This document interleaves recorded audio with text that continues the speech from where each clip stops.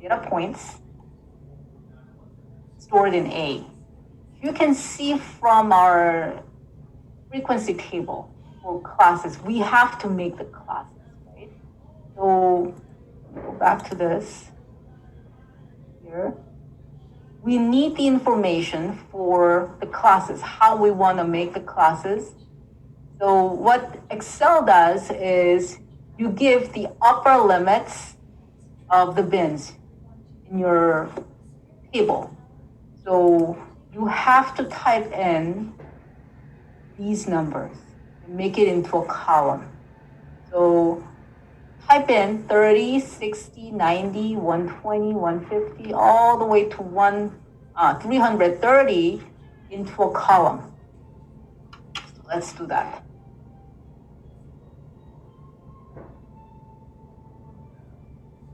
In this column C, I'm gonna give the upper limits of our classes in our table. So it's 30, 60. I think you can also drag this. So if you put here,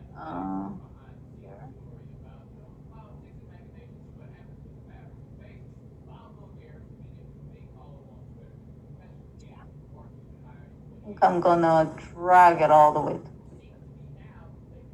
So what I did is I typed in 30 and 60, and then select these two, so that it knows the pattern. I added 30 to 30 to get 60. So it knows that I added 30.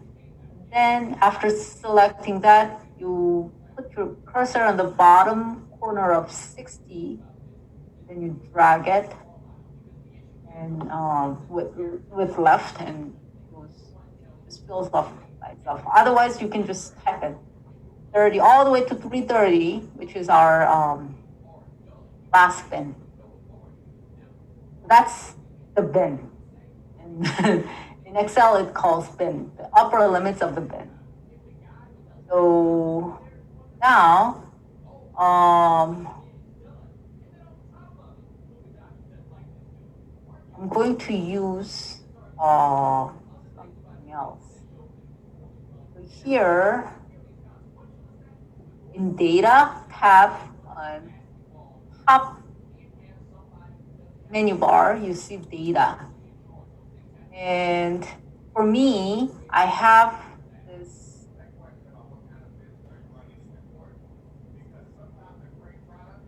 go to Data, and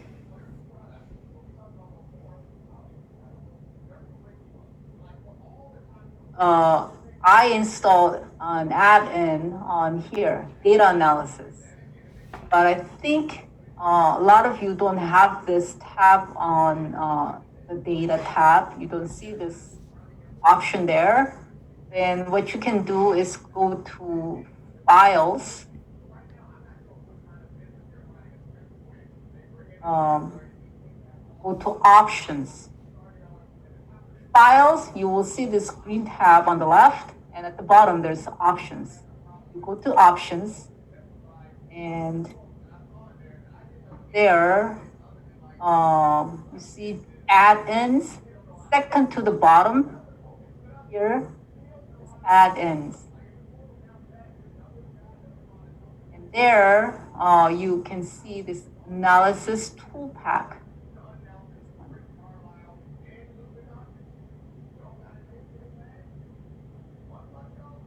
And then you select that, like this blue. And then at the bottom, you can see Manage Excel Adds In, and then Go. So you click this, well, it's selected, right? Analysis Tool Pack.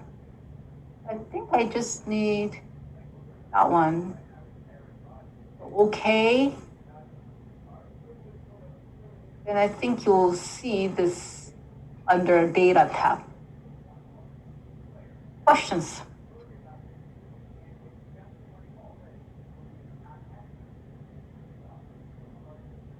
this part is something I'm not so sure about different versions of Excel. If you're using uh, Excel on Mac, I'm not sure if it has this toolpath. Dr. Sean, I don't have option on the mine. Oh, that's,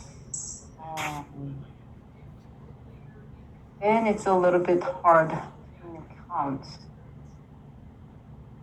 So this, oh, I think this is a newer version, and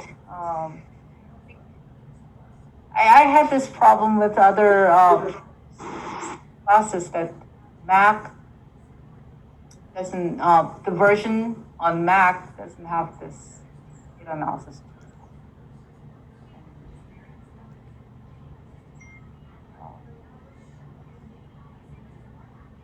So that then you're gonna have to use the method that we used earlier, count ifs, with a little bit more complicated way. But let me show how to use this data analysis tool at first. Then we'll figure out what to do in the next class. Dr. Hassan.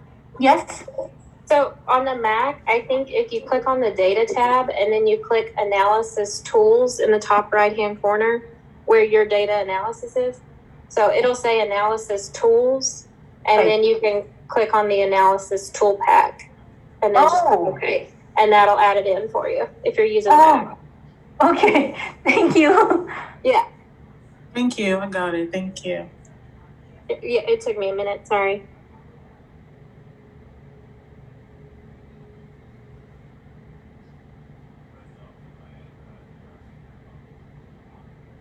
So I'll give you a minute to install that.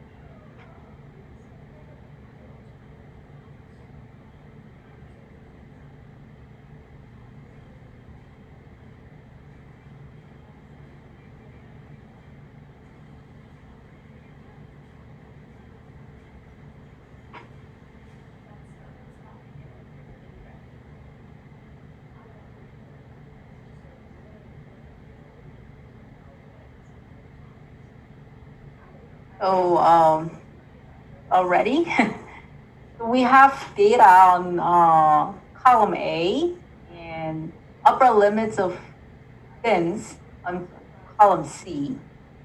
So if you have installed this data analysis tool, click it, and you will see some window like this, pop-up window.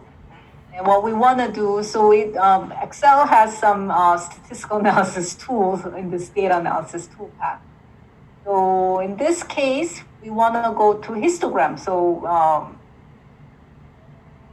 among all this, we're going to select histogram and OK.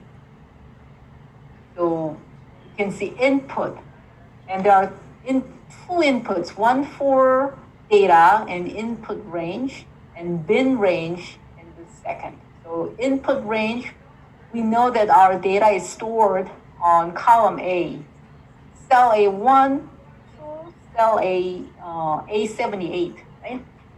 So I'll write A1 colon A78 on input range.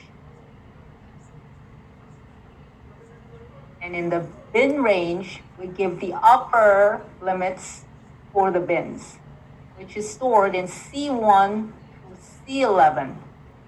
So C1 to C11. Well, you don't have to use all that, but C1 to C11, that's fine, like this. Or you can click on your cells with Shift And then we don't have labels. If we had labels, like in the very first row, like days or the bins, then we would click the labels, but we don't. I'll leave it open. And then output range. Output, do you want this output to be in a separate sheet, new sheet, worksheet, or do you want it on the same spreadsheet? I want it on the same spreadsheet, so I'll select output range, and for output range, I want it on G1. So I click on cell G1, which is empty, and it'll show the output right there. And there are 3 squares, check boxes, bottom. One is Pareto. We don't need that. We don't want to sort the histogram. Cumulative percentage, I don't think we need that either. But we want histogram to be graphed, right? So we want chart output. We select the last checkbox. Then, okay, you can see that the bins created, the tables created, even though the bin doesn't look as pretty as we want, you can always edit it yourself. If you click G2, it'll just show here at 30. If you want it to be more informative, like from 1 to 30, you can just edit it. Like I want this to be 1 to 30, not just 30. It's hard to see. And you can change it like this manually. So that's a tedious job, but yeah, if you want something like that, you can do it for the rest of the cells manually. And then histogram. The histogram size is too small, so let me increase the size like this. So now, this is not what we wanted. As you can see, it is here.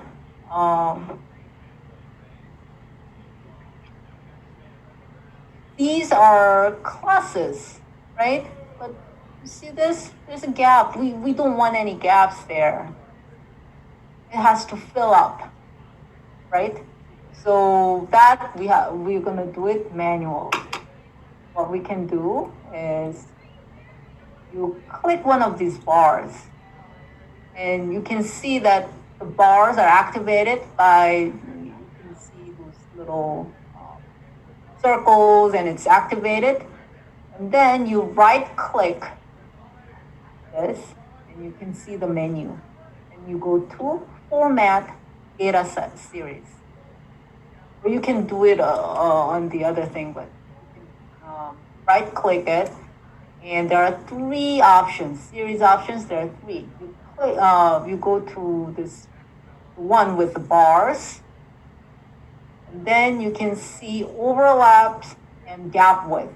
We do not want the gap width. We put this to 0.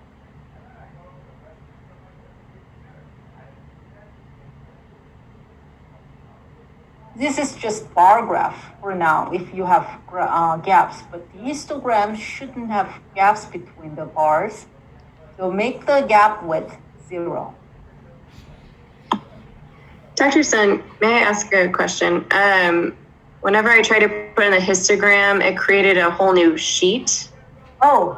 And it's not putting it in at the same spot as the SID. Oh, let me do that.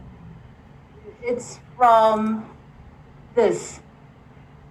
You can see new worksheet or output range.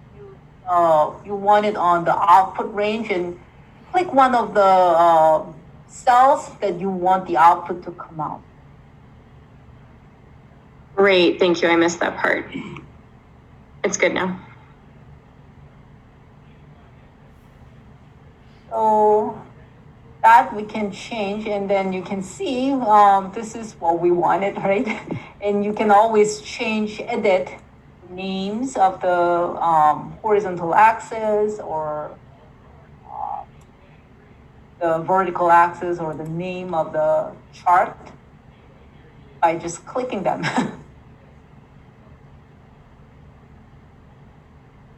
So if you want these to be printed in a nicer way, you can always, again, edit manually on the cells. It looks a little bit prettier.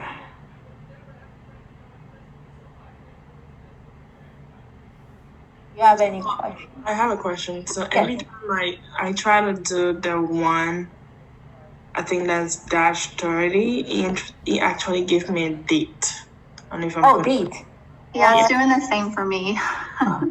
I think if you select these and then use the format cells, it's done to some kind of date or something. Maybe if you go to like general, might not give you, or make it as I think it should be a general, right?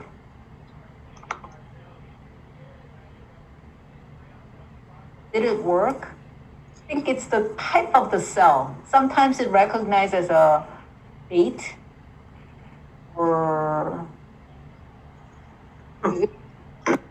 maybe you should set to general. Did it work? No, it didn't. I'm kind of confused. Did you right click it to get the cell? Yes, I selected this whole thing, the whole cells, and then right click. Okay. And I can get to format cells. All right, I'm there. So I went to format cells. Should I go to number and general? I am in general. It did work with general, but you don't want this state, right? So I think general is fine, isn't it? Okay. All right. It shouldn't be date. I use double dash, by the way. Oh, you use double dash. Probably that's what's happening.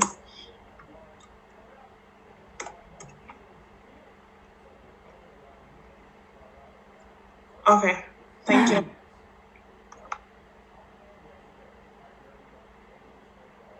So that's histogram. So a lot of times it's tedious when we use softwares to do the drawing, and you have to edit it yourselves. It just doesn't. It don't always give what we want. So we don't want bar graphs. We want histograms. If you don't want gaps between, you have to change them manually by changing the gap width, and then it'll give you some histogram like this. Whether you use like Excel or even R, which is mainly used for statistical purposes, also you can do programming. We have to do work to show and get the output we want. Graphic, kind of hard. So let's go back to our slides.